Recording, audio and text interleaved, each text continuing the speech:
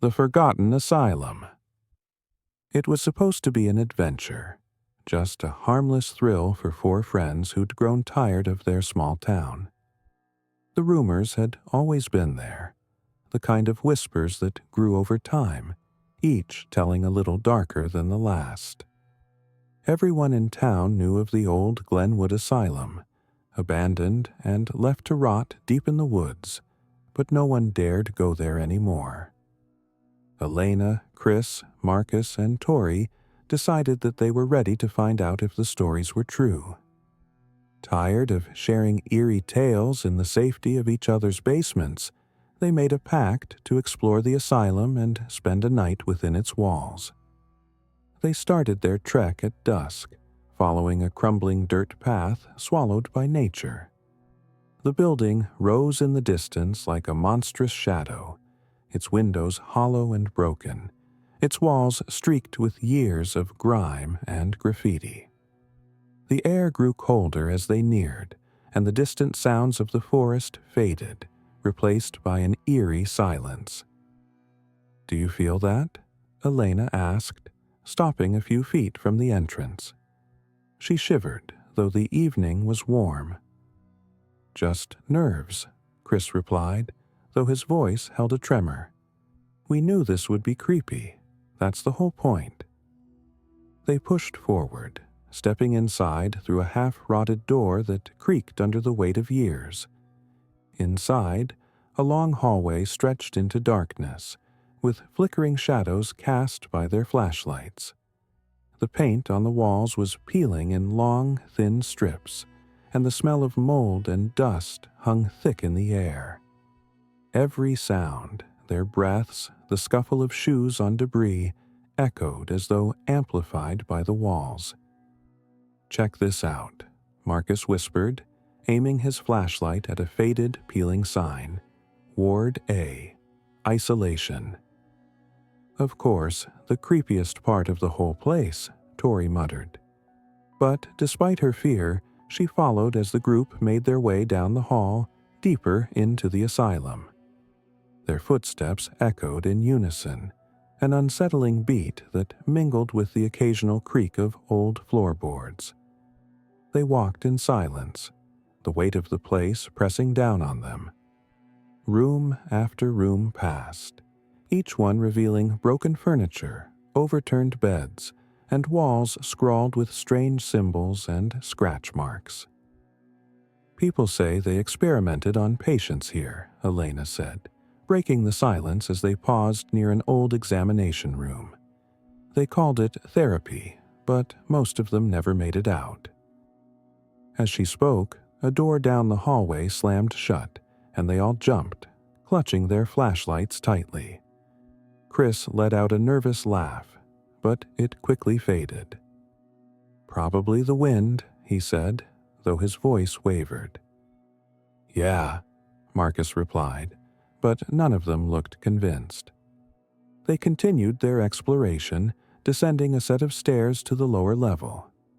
Down here, the air was damp and cold, and the smell was stronger, almost metallic. Their footsteps sounded softer now, muffled by the dust that blanketed the floor. Tori paused at the entrance to a small room and peered inside. "Looks like some kind of office. There are still papers everywhere." They crowded around her as she picked up a file from the ground, flipping it open. The faded text read, "Patient 32. Status in progress." "Patient number 32, Chris said, scanning the document with his flashlight. "No name, just numbers. It says they were unresponsive to standard methods. What does that mean?" "Probably nothing good," Elena replied, her voice barely above a whisper. But as they read, a faint sound caught their attention. It was a whisper, faint, distant, like someone speaking from the other end of a long tunnel. They froze, the sound raising the hair on the backs of their necks.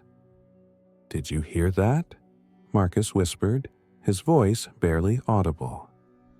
"Maybe it's another group of people exploring," Chris suggested, but the suggestion sounded weak even to him. The whispers continued, growing louder, though they still couldn't make out the words. It sounded almost like chanting, or maybe a song, warped and distorted by the distance. "I think it's coming from down there," Tori said, pointing to a hallway at the end of the room. Without thinking, they followed the sound, walking deeper into the bowels of the asylum. The chanting grew louder as they approached a heavy, rusted door at the end of the hall. A faded sign above the door read, "Treatment Room B13. "Why are we going in there?" Elena whispered, her fear plain in her eyes. But curiosity drove them forward, and Chris pushed the door open with a groan of rusty hinges. Inside, the room was lit by a dim glow from a broken skylight.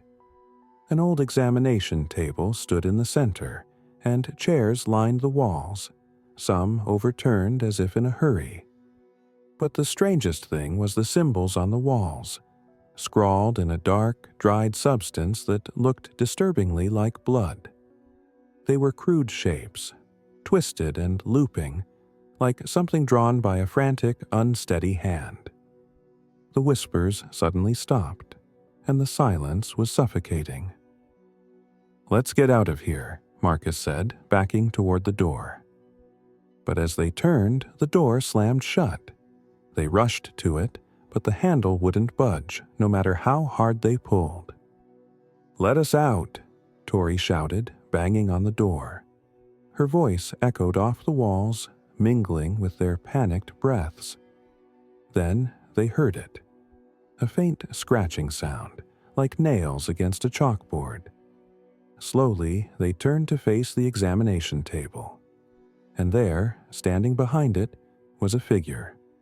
It was gaunt, with hollow, empty eyes and skin so pale it seemed to glow in the dim light. Its mouth opened in a silent scream, and it lifted a bony hand to point directly at them. Paralyzed by fear, they watched as the figure slowly moved forward, its hollow eyes fixed on each of them. The air grew colder with each step it took, and an overpowering feeling of despair washed over them. Finally, Chris snapped out of his stupor and lunged at the door, pounding on it with all his strength. "Help! Someone! Please!" But the figure was closer now, close enough that they could see its twisted, decayed features, the empty, black hollows where its eyes should have been. And then it stopped, mere inches from them. "You came back," it whispered, its voice raspy, barely audible. "No, we were just leaving," Elena said, her voice cracking. The figure tilted its head as if confused, then stepped back, fading into the shadows. The door creaked open, and the group didn't hesitate. They stumbled out, hearts racing, barely taking a second to look back.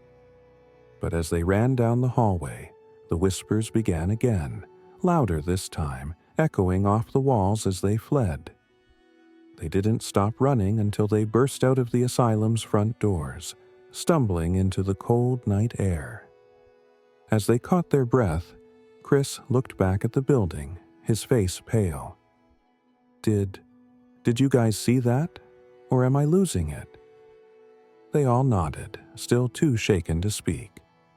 The whispers had stopped, but the feeling of dread lingered, wrapping around them like a heavy fog. The next morning, the group swore never to speak of what they'd seen. But that night, as Elena lay in bed, she heard it again, a faint, raspy whisper calling her back to the asylum. And somewhere in the darkness, patient Nuck 32 was waiting.